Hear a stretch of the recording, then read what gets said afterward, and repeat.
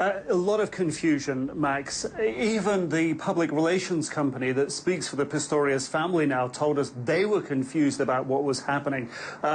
What had been expected was that Oscar Pistorius had to report part of his bail conditions to a police station in Pretoria on Monday and on Friday. That turned out not to be the case.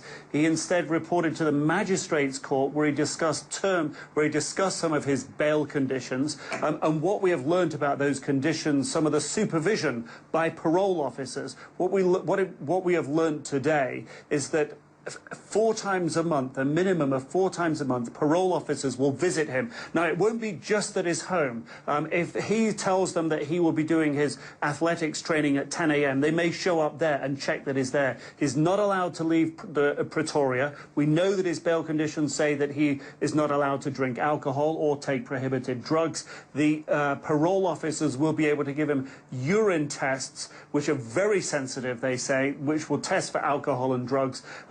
They say also that they can go to his house or wherever he should be at any time. So it's a minimum of 4 checks. So they do also say that this is sort of standard procedure. So not quite the harsh bail conditions that appeared originally on Friday.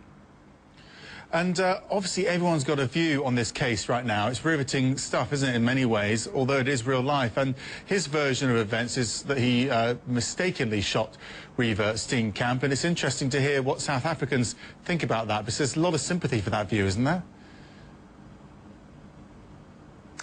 There's a lot of people who say it's too soon to judge, that we have to see all the facts. I went to see a family who had a very, very terrible tragedy befall them in not too dissimilar fashion.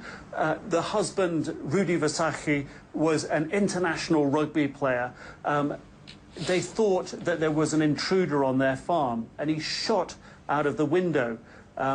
We talked to both him and his wife, Frida Visagie, and this is what she told us, the pain she feels.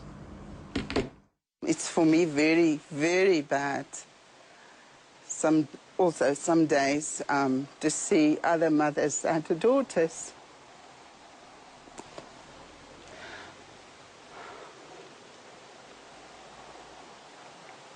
Then I wish she could be with me. And if I see daughters with their little children, then I wish I had the little children. And they thought somebody was stealing the car, and Rudi, the husband, shot out of the window and killed their 19-year-old daughter, who happened to be in the car. It was in the middle of the night. There was confusion. In the end, Rudi didn't have to go to court because the court said that he'd already suffered enough. What more could they do? Their point is that until you know the circumstances, it's too soon to judge. And they have also found a way forward through this tragedy. They say that God had a plan for them, and they've now become counselors in the evangelical church and go around the country counseling people on trauma, who've gone through trauma. And they do have a message for Oscar Pistorius, and that is to stay with God. If he calls them, they say they're ready to help, share their experiences and help him get through what they realize and sympathize with he is going through at the moment, Max.